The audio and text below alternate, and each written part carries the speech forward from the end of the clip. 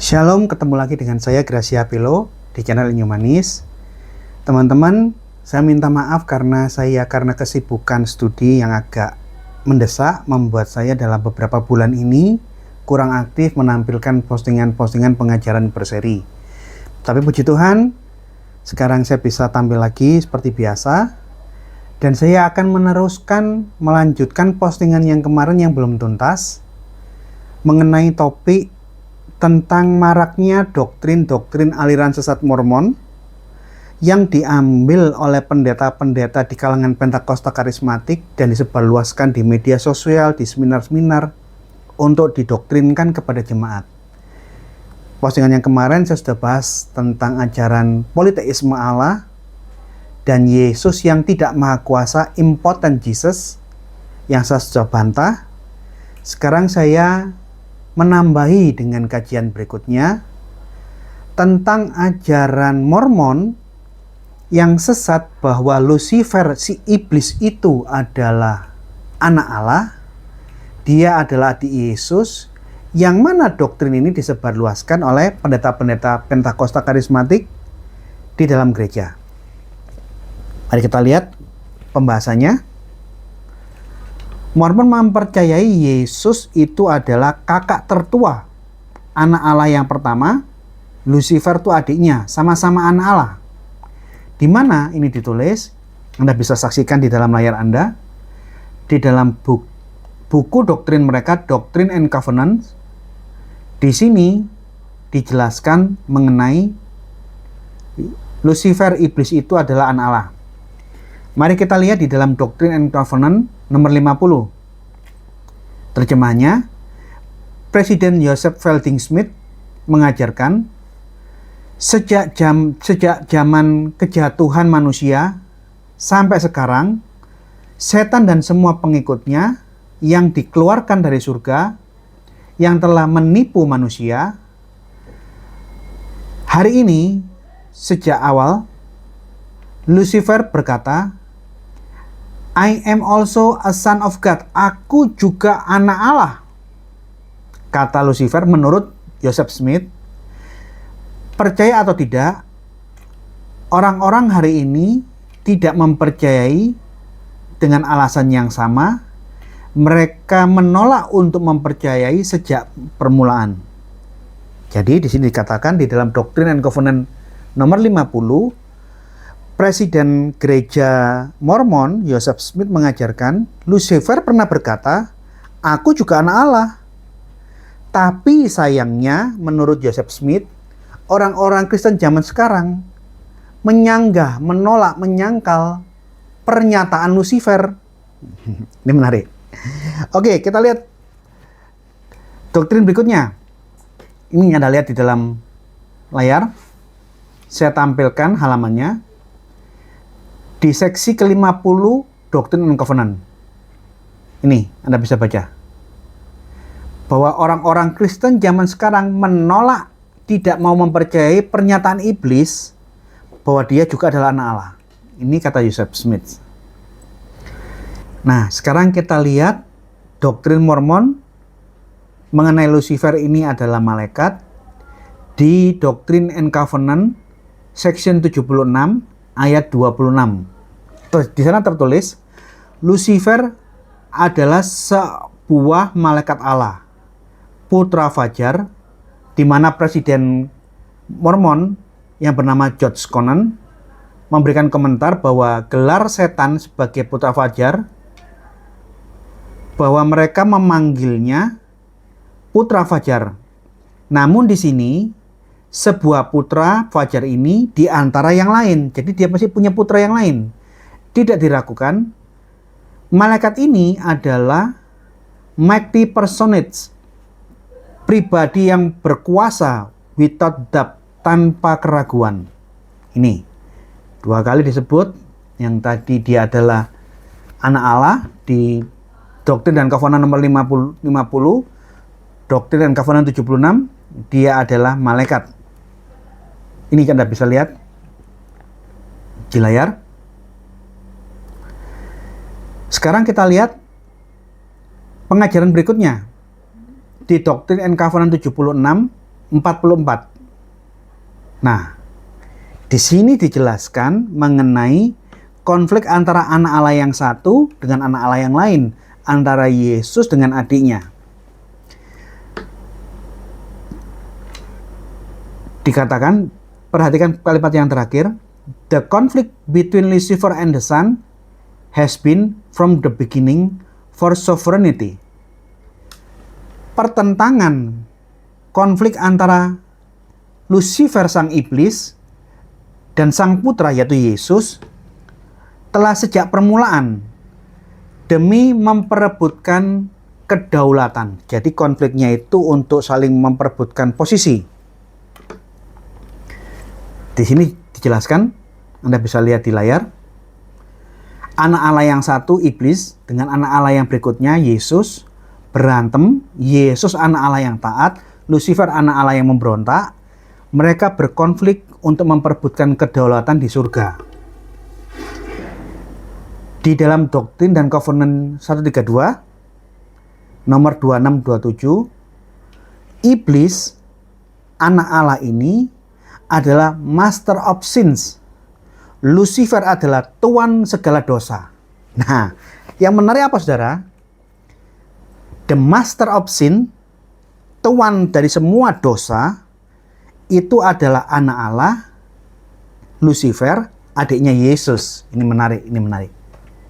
Dan mereka itu adalah anak kebinasaan. Jadi, Anda sudah lihat ya, doktrin pengajaran Mormon di berbagai kitab doktrin mereka, sudah saya tunjukkan semua. Nggak bisa diragukan, inilah kepercayaan mereka. Lucifer anak Allah, Lucifer itu iblis, dia adalah anak-anak kebinasaan, dia adalah tuan segala dosa, dia adiknya Yesus, dan Yesus dan adiknya bertikai memperebutkan kekuasaan. Nah, sekarang kita lihat pengajaran yang mirip, tidak sama 100%, tapi berbau Mormonisme, yang ditulis oleh pendeta Pentakosta karismatik, yang disebarkan di dalam jemaat, dan banyak pendeta-pendeta yang lain mengambil dan turut menyebarluaskan ajaran ini. Anda coba lihat nih buku-bukunya. Judulnya Lucifer. Anda lihat di bawah penulisnya. Dia sangat terkenal. Ini coba lihat. Di dalam buku ini, pengajaran yang berbau Mormonisme muncul. Kita akan periksa. Anda lihat. Bedanya di dalam Lucifernya menurut yang bersangkutan, penulis buku ini, Anda lihat. Lucifer, anak Allah. Lucifer, malaikat. Tapi di dalam bukunya yang bersangkutan, Erastus Sabdono, Lucifer itu bukan malaikat. Dia adalah sosok yang diurapi, dia adalah Mesias, dia adalah Kristus, dia anak Allah, tapi dia bukan malaikat. Ini ada perbedaan. Mormon, Lucifer malaikat, yang bersangkutan, Lucifer bukan malaikat. Anda lihat ini, pada bab ke-6, dia menulis satu bab khusus dengan judul Lucifer bukan malaikat. Di dalam penjelasannya, Lucifer bukan malaikat, yang bersangkutan mengatakan, saya bacakan ya, ternyata Lucifer adalah makhluk yang diurapi oleh Allah, the anointed one from God. Dalam teks bahasa Indonesia tertulis, kuberikan tempatmu dekat kerub yang berjaga, di gunung kudus Allah. Engkau berada dalam berjalan-jalan di tengah batu-batu yang bercahaya-cahaya. Ini kutipan dari Yeskiel 28:14. Tapi, di frase berikutnya, dia memberikan koreksi penjelas. Dalam terjemahan aslinya yang diurapi itu, di Yeskiel 28:14, itu adalah Lucifer itu sendiri. Jadi Lucifer lah yang dimaksud, yang diurapi di ayat ini. Bukan kerubnya. Untuk memperkuat alasan ini, yang bersangkutan meneruskan, itulah sebabnya di dalam teks Inggris versi King James Version diterjemahkan, Thou art the anointed kerub that covered. Nih, dia menggunakan kutipan dari King James Version yang dia opinikan bahwa King James Version mendukung pandangan asumsinya dia bahwa engkau yang dimaksud itu bukan kerub yang diurapi, tetapi Lucifer lah yang diurapi. Nah, lihat koreksi saya. Koreksi saya, kamu diartikan Lucifer Raja Tirus itu keliru. Karena kalau kita baca secara utuh ayatnya di dalam King James Version, thou art the anointed, jikalau ini dipenggal dengan frase berikutnya, diartikan thou art the anointed, Lucifer adalah yang diurapi, dipisah dengan kalimat frase berikutnya, kerub that comfort, kerub yang menaungi, yang melindungi. Ini menarik. Ini menjadi aneh. Lucifer lah yang diurapi dan kerub yang menutupinya. Ini beda. Ini menjadi suatu cara pembacaan yang aneh. Nah, oleh karena itu saya tunjukkan kritik koreksi saya terhadap cara pembacaannya Erastus yang tidak sesuai dengan teks. Thou art the anointed diartikan itulah Lucifer, kerub that cover terpisah. Kerub yang melindungi, kerub yang menaungi itu dipisah dari thou art the anointed. Di sini diopinikan dengan jelas bahwa Lucifer, iblis itu adalah Kristus.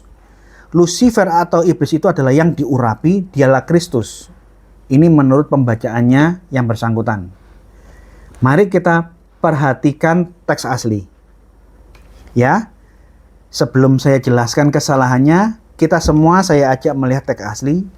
Di dalam teks aslinya bahasa Ibrani tertulis ad cherub. Ad cherub. Engkau kerub. Jadi engkau di dalam teks asli artinya kamu kerub. Ad cherub. Engkau kerub. Mimsa hasokeh. Engkau kerubim yang diurapi, yang berjaga-jaga. Di dalam teks asli, engkau di situ bukan Lucifer. Engkau yang diurapi bukan Lucifer, tapi kerub yang berjaga-jaga itu adalah engkau yang diurapi. Ini lihat. Jadi ini menarik. Cara pembacaan dan penguraian Erastus yang menggunakan King James Version ternyata tidak sesuai dengan King James Version dan bertolak belakang dengan bahasa aslinya. Sekarang kita lihat. Kita gunakan ngecek perbandingan terjemahan. Bagaimana perbandingan terjemahan mengenai Yeskiel 28 ayat 14? Kita lihat.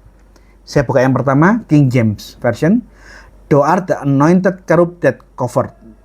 Engkau adalah kerub yang menaungi, yang menutupi, yang melindungi. Engkaunya adalah kerub. Kita lihat terjemahan berikutnya. New English Translation. New English Translation berkata, I place you there with an anointed guardian kerub. Aku meletakkan engkau di sana beserta dengan seorang kerub penjaga. Sama, engkau adalah kerub yang diurapi di sini adalah engkau kerubim yang berjaga-jaga. Kita lihat American Standard Version. Thou was the anointed kerub that covered. Engkaulah kerub yang diurapi, yang berjaga-jaga. Sama. Sekarang kita lihat terjemahan berikutnya yang lain. Geneva Bible. Terjemahan yang dipakai oleh orang-orang reformasi. Kelompok Calvin.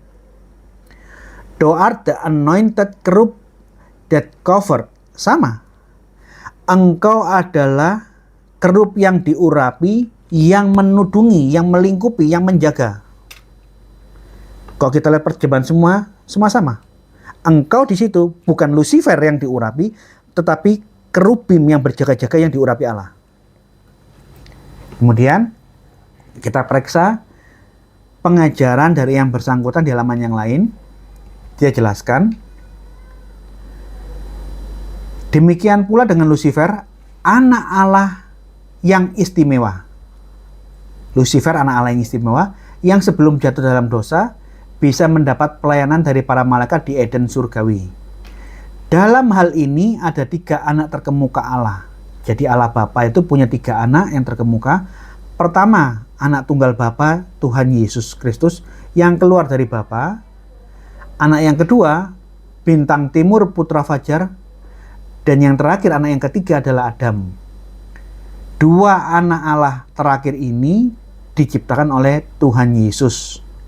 Tapi tentu rohnya Lucifer dan rohnya Adam ini berasal dari Bapa. Nah, Anda bisa baca. Frase berikutnya, Lucifer adalah putra Allah yang memberontak. Adam yang seharusnya mengalahkannya, tetapi Adam gagal mengalahkan Lucifer. Maka putra tunggalnya, anak yang pertama, anak yang tertua, anak sulungnya, yang diutus sebagai Adam terakhir untuk membinasakan pekerjaan Lucifer. Nih, Anda lihat, yang bersangkutan mengajarkan Allah punya 3 anak, Yesus, Iblis, dan Adam. Pertanyaan sederhana adalah, di mana ayatnya yang mengatakan Lucifer adalah anak Allah di Alkitab? Di mana ayatnya di mana ada yang mengatakan Adam adalah anak Allah? Anda cari dari Kejadian sampai Wahyu, tidak akan pernah ketemu satu frase Lucifer adalah anak Allah. Tidak ada. Artinya apa yang disampaikan, diuraikan, dijelaskan di dalam kitab yang buku yang bersangkutan ini adalah asumsi khayalan teologisnya dia sendiri, bukan ayat Alkitab. Lucifer adalah anak Allah, tidak ada ayatnya. Ini imajinasinya dia sendiri. Sekarang pertanyaan kedua. Di ayat mana ada tertulis kata Adam adalah anak Allah? Di mana ayatnya? Saya pastikan tidak ada ayatnya. Oh, tidak. Ada ayatnya untuk Adam. Di mana? Lukas 3:38. Coba Pak Gracia baca. Lukas 3:38. Anak Enos, anak Set, anak Adam, anak Allah. Lah. Anak Enos, anak Set, anak Adam, anak Allah. Jadi Adam itu anak Allah. Ada ayatnya, Pak. Lukas 3:38. Tunggu dulu. Sebagai seorang teologi, saya mengajak Anda dan saya sama-sama baca teks aslinya supaya kita mereduksi, mencegah imajinasi liar yang keluar. Kita harus patuh kepada makna asli teks supaya nggak salah tafsir. Saya pastikan bahwa di dalam Lukas 3:38 tidak ada kata anak eksplisit di dalam ayat itu. Tidak ada kata Yunani huio. Atau kalau mau pakai Hebrew New Testament dalam bahasa Ibrani, tidak ada kata ben. Atau kalau Anda mau lihat kata pesita di ayat ini, tidak ada kata bar. Tidak ada kata bar Aramaik, tidak ada kata ben dalam bahasa Ibrani, tidak ada kata huio dalam bahasa Yunani. Lihat terjemahannya, bahasa aslinya. Lukas 3:38, tou Enos, tou Set, tou Adam, tu Teu. Kalau kita terjemahkan, kita baca dalam bahasanya secara literal, ayat ini berbunyi apa? Enos itu dari Set, Set itu dari Adam, Adam itu dari Allah. Tidak ada kata anak sama sekali. Oleh karena itu, terjemahan LAI yang memasukkan kata tambahan Enos anak dari Set, Set anak dari Adam, Adam anak Allah. Kata anak yang dimasukkan di dalam terjemahan ini adalah gaya penerjemahan dinamis. Dia tidak ada katanya, tapi nggak salah juga. Karena Enos dari Set, maksudnya Enos itu anak dari Set. Jadi dimasukkan kata anak. Set dari Adam, penerjemah memasukkan kata anak. Set anak dari Adam. Tidak salah. Yang jadi masalah, Adam dari Allah diberi kata terjemahan tambahan Adam anak dari Allah. Ini keliru. Di sini problemnya. Harusnya Adam ciptaan Allah. Karena Allah tidak pernah melahirkan Adam. Nah, cara penerjemahan dinamis di dalam Lukas pasal 3:38 ini bermasalah begitu menerjemahkan tou Adam tou Theo. Adam itu dari Allah itu diterjemahkan dengan tambahan Adam anak Allah. Ini menjadi bermasalah. Teks asli tidak mempunyai kata Allah. Bandingkan dengan Matius 1 ayat 1. Supaya Anda bisa lihat terjemahan dengan parafrase dinamis, dengan terjemahan literal, terjemahan ketat, Anda bisa lihat bedanya. Matius 1 ayat 1, inilah silsilah Yesus Kristus anak Daud, anak Abraham. Ada kata anak Daud, anak Abraham. Kita periksa teks aslinya. Matius 1 ayat 1, Biblos Geneseus, kitab silsilah Yesus Kristus, huios David, huios anak Daud. Kata anak ada, bahasa Ibrani huio Abraham. Di dalam Matius 1 ayat 1, kata anak memang ada di dalam teks aslinya. Jadi terjemahannya di dalam bahasa Indonesia ini lebih ketat, lebih literalis. Kalau Lukas 3:38 itu terjemahan dinamis, terjemahan yang ditambahkan. Nah, lihat ya. Jadi saya bisa pastikan tidak ada kata Adam anak Allah di dalam Alkitab. Itu adalah asumsi tafsir dari terjemahan yang kurang tepat yang dipakai oleh yang bersangkutan. Di sini kita bisa lihat kesamaan kemiripan ajaran Mormon dan yang bersangkutan tadi. Lucifer, iblis, setan itu adalah sama-sama anak Allah, saudaranya Yesus. Bedanya, Mormon mengajarkan Lucifer itu malaikat. Kalau yang bersangkutan, Lucifer bukan malaikat, tapi dia adalah makhluk adiknya Yesus yang diurapi. Dia adalah Kristus, dia adalah yang diurapi Mesias. Oleh karena itu, cara membaca Alkitab yang tidak merujuk ke dalam bahasa asli, ini menimbulkan suatu kesalahan dan tafsirnya bisa nggak karu-karuan sesatnya. Jadi ajaran Lucifer adalah anak Allah itu tidak biblikal. Kita lihat kesimpulan ajaran Mormon dan yang bersangkutan tadi, Lucifer dan Yesus semua kakak adik. Di sini yang saya bilang tadi, ajaran yang bersangkutan ini aromanya itu sangat-sangat berbau bernuansa Mormonisme. Bedanya Mormon mengatakan Lucifer itu adalah malaikat. Dia bukan. Dia adalah adiknya Yesus, makhluk surgawi entah apa bentuknya, yang jelas bukan malaikat, tapi dialah yang diurapi, dialah Kristus, dia adalah Mesias yang diurapi Allah. Nah, oleh karena itu saudara-saudara, hati-hati. Karena banyak orang di zaman sekarang ini tidak mempedulikan ajaran, dia melihat siapa yang ngomong. Kalau yang ngomong itu orang yang terkenal, bahasanya enak, dia pandai merangkai kata-kata, dia akan ikuti. Tanpa disadari ajaran-ajarannya itu menyimpang, dia ikuti. Dan bahkan jika ada yang meluruskan, mengkoreksi, ajaranmu keliru, pengikutnya marah. Kamu siapa? Yang ngomong ini hamba Tuhan besar. Dia pendiri sinode, punya jemaat puluhan ribu. Dialah yang benar, karena dia punya jemaat banyak, dia terkenal bahwa iblis itu adalah yang diurapi Allah. Iblis adalah Kristus, iblis adalah Mesias yang jatuh di dalam dosa kesombongan. Dia adalah adiknya Yesus. Jadi iblis, Yesus, anak kebinasaan Lucifer ini, mereka bersaudara. Dan para pengikutnya pasti tidak suka dengan koreksi yang saya sampaikan, tapi saya tidak ambil pusing. Saya menolak ajaran doktrin bahwa iblis, setan itu adalah saudaranya Yesus. Tidak. Untuk mengenai hal ini, saya akan tampilkan pengajaran postingan berikutnya, pengajaran yang membahas mengenai makna anak Allah di dalam Alkitab. Terima kasih.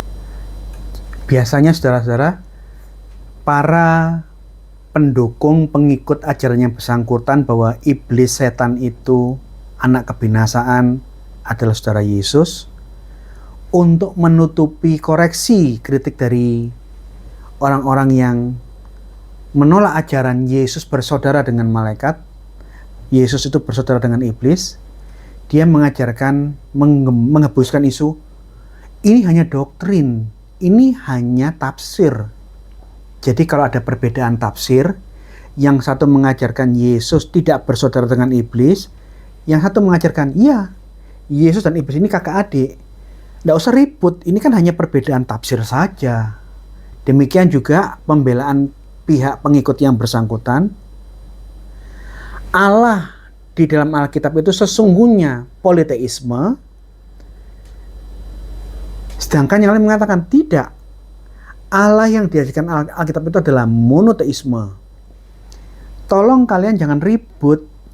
Yang mau percaya Alkitab bahwa Alkitab mengajarkan Allah itu politeisme, banyak Allah, silahkan. Ini kan tafsir.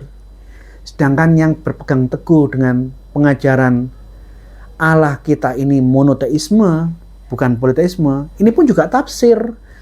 Oleh karena itu, ini hanya permasalahan tafsir saja, ya jangan diperdebatkan. Oh, tidak seperti itu. Karena Allah itu banyak jamak seperti tafsiranmu, dengan Allah itu tunggal, Allah itu esa, ini tidak bisa dikompromikan. Harus salah satu benar. Aku yang benar atau kamu yang benar. Tidak bisa, oh ini hanya masalah tafsir. Tapi inilah yang dikembangkan, yang digaungkan oleh pendeta-pendeta dari kelompok yang mendukung pengikutnya yang bersangkutan. Terima kasih. Jadi teman-teman, saya minta maaf karena memang karena kesibukan tugas kuliah saya harus menyelesaikan disertasi dalam waktu yang sangat singkat, sehingga saya tidak bisa lagi membuat pengajaran-pengajaran berseri, karena waktu saya tersita untuk bekerja dan mengerjakan disertasi. Tapi puji Tuhan, disertasi saya sudah saya laporkan dan saya bisa agak luang untuk membuat waktu pengajaran, postingan pengajaran seperti ini. Tunggu postingan berikutnya, kiranya Tuhan memberkati.